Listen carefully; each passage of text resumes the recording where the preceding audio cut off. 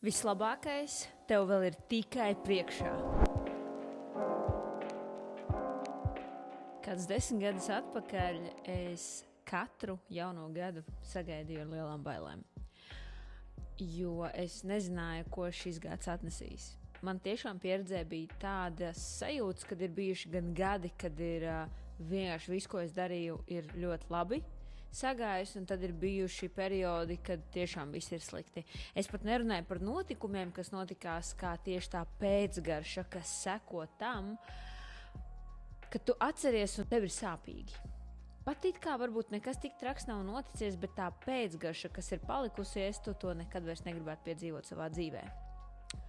Un šīs bailes mani valdīja katru gadu iesākam, un es tikai pēdējos gadus sajūtu, kā tas ir, ka tu vari iet, pilnīgi no kā nebaidoties. Un es gribu šīs sajūtas tagad nodot tev, lai arī tu nebaidītos no savām tālākajām dienām un apzinātos, ka viss priekšā ir vēl tikai labākais, kas ir noticies, kas ar tevi varēs notikties. Pirmā lieta, es gribu izstāstīt tādu nelielu pieredzi stāstu. Es pirms kāpju uz skatuves, man vienmēr ir šāda vai nu kladīte, vai nu man ir daudz sarakstīts melnas lapas, saucamie melnraksti.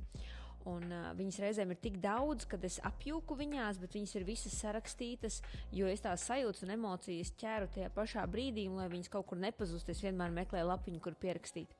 Un tajā brīdī, kad man bija jāgatavojās tieši uz skatu, es jau saprotu, ka es ar tādu čupu lapiņām nevaru iziet. Es centos to visu kaut kā apkopot smukākā rakstā, pierakstot mazākus, īsākus punktus, un beigās man tas vienmēr nācies ar tādiem zobiem, nagiem, jo es domāju, bāc, neko nevar saprast, uz kādas lapiņas vēl kafija ir izlijusi, tad kaut kāda lapiņa ir saburzīta, tad tu centies to visu salikt kaut kā kopā un saprast, ko es gribēju šito visu vispār pateikt.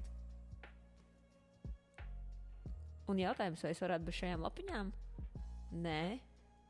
Kā tad citādāk es atcerētos lietas, kuras man ir bijušas tajā brīdī? Un tad, protams, kāpjot uz savu skatuves, nemieris man ir moka. 4-5 punkti pierakstīti super īsi, korekti, skaistā vienā lapiņā vai kladītē, kur tu vari stresā tā ieskatīties, un tev ir viss skaidrs, nevis tur šķirstīt un domāt, kā tu tur īsti bija. Vai tu saproti, ko es tev vēlos ar šo pateikt? Tavs lielais uznāciens vēl ir tikai priekšā, bet Dievs tev ved cauri šim melnrakstam, šajām saburzītajām, varbūt kādreiz aplietajām lapiņām, bez kurām tu nevarētu.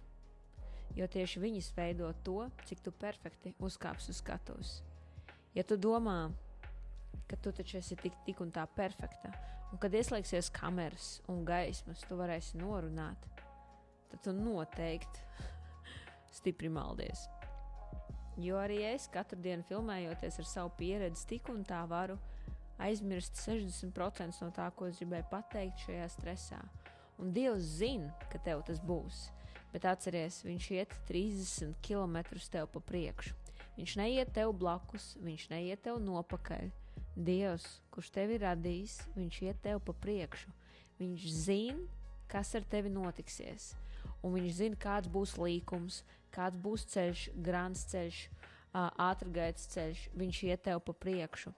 Viss, ko viņš vēlās, lai tu mini savus pedāļus uz priekšu un lai tu nekādā gadījumā neapstājies.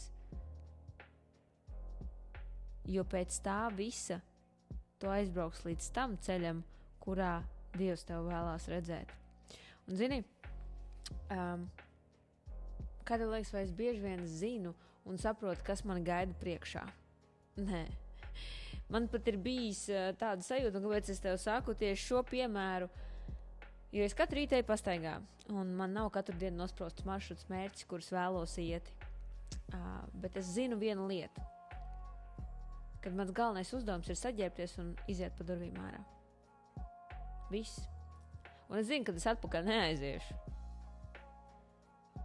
Ja brīžam mēs gribam, man ļoti patīk sev galvā jau sagatavot sev morāli, pa kādu ceļu es iešu, kur būs mana pastaiga staciņa šodienā, kurā kafijas pauzītēs paņemšu kafiju, man tas dod tādu mieru sajūtu un tādu, fokus, es tagad zinu, es iziešu pa to parku, tad pa to parku. Ir dienas, kad es nezinu, kurš gribu iet. Un arī bail par to, ka līst lietas vai šodien nav vienkārši mojo. Un ja es aiziešu un vienkārši nenoķeršu to foršo kaifu, jo ikvienu sporta veidu darot, tev ir nevis jāiemīl pats sports, bet tieši tas process. Tāpēc es vienmēr cenšos, lai mans pastaigas vai sporta zāle vienmēr ir ar kaut kādu to īpašo foršo garšiņu, lai man gribās uz turieni iet. Tāpēc tas arī ir dzīvē.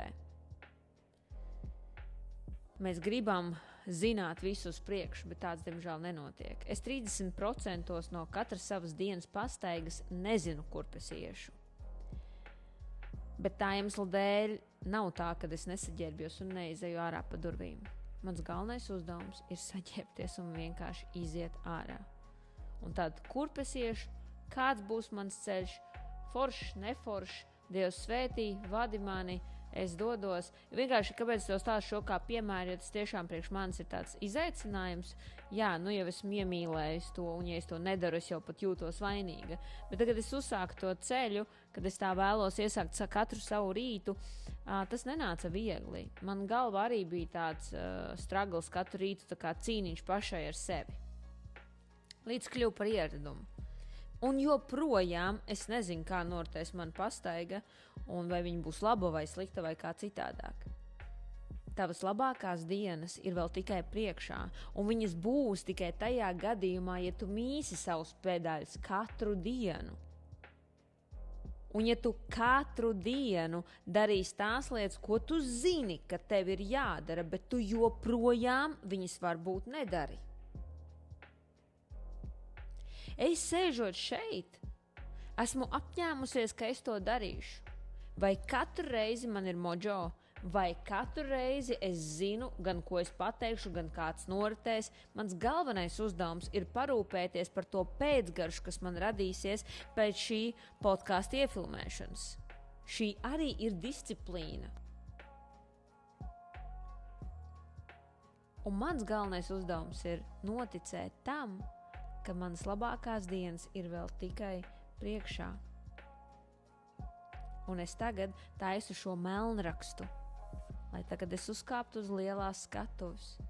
Es būtu izcila, perfekta, man nebūtu satraukums, es tiešām zinātu, ko es vēlos pateikt, es būtu strukturizēta un šajās konkrētajās minūtēs es pateiktu visu, vai tu spēj noticēt, ka Dievs tagad tev ved cauri šim melnrakstam. Viņš varbūt slīpē tavu disciplīnu, viņš varbūt slīpē tavu emocionālo stabilitāti. Varbūt vai tu esi vispār pateicīga šajā dzīves periodā? Kas notiek tavā sirdī? Un vai tu spēj noticēt tam? Jo, kā jau es teicu, gadu nobeidzam, cik daudz mirkļus tu atcerēsies ar labu pēcgaršu, un īstenībā pat nav nozīme, cik tu reiz aizbrauci uz jūru, vai cik daudz ir bijuši tavi ceļojumi. Tu vari aizbraukt uz visšikāko Maldīvas salu, bet atbraukt neapmierināta, jo vienkārši tās sajūtas un emocijas, ko tu guvi, nebija varbūt tas, ko tu gaidīji. Vai tev ir kādreiz tā bijis, kad it kā viss ir nocies kā pēc grāmatas?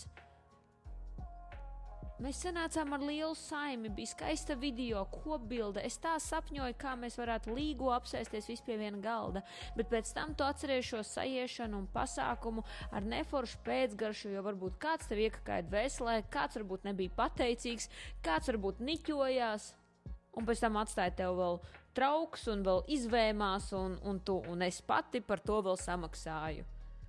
Un it kā bija forši, bet pēcgarša nav forša.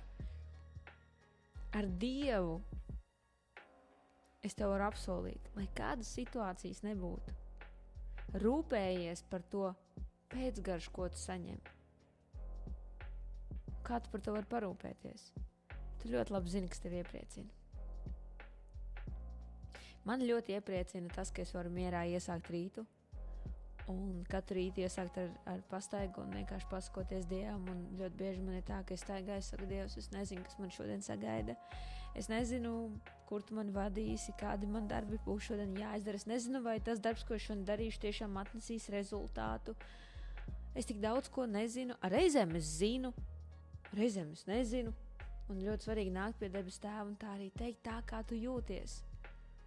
Un es ļoti bieži saku, Dievs, neļauj man iztērēt lieku laiku, neļauj man darīt kaut ko darīšanas pēc. Bet pat ja man tā ir jānodzīvo šī diena, svētī, lai tā būtu ar tavu atmosfēru, ar tavu gaisotni, ar tavu klātbūtni, ar tavu, tādu zini, ka tu ienāc telpā un ir patīkami. Svētī manu roku darbu un viss, kas man jādara, lai man šodien labi izdotos.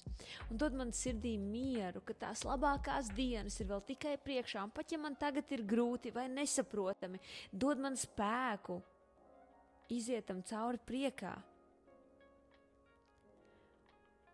Un izdari manā dzīvē šodien kaut ko tādu, kas būtu man par apstiprinājumu tam, ka tas, ko es tagad esmu dzirdējusi, tiešām ir taisnība. Ka manas labākās dienas ir vēl tikai priekšā, un tagad top mans melnraksts.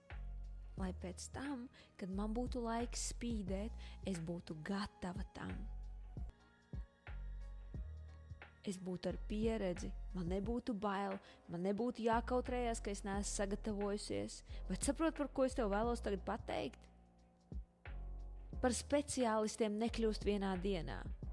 Tev Dievs neiedos augstāku amatu, kamēr tu neesi izgājis savu melnrakstu.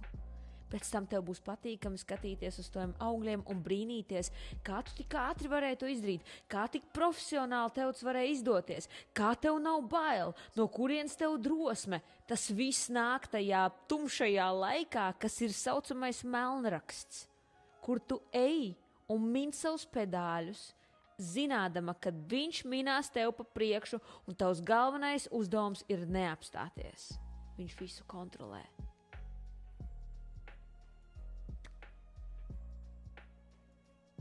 Man tā patīk tas, ko es jums tikko pateicu, jo tas ceļ mani. Un es tev būšu ārkārtīgi pateicīga. Ja tas atsaucās tavā sirdī, padalies ar manīm, droši uzraksti man Instagramā. Es atbildēšu un ļoti daudz sievietes zina par to. Es svētīta un tiekamies jau nākamajā sērijā.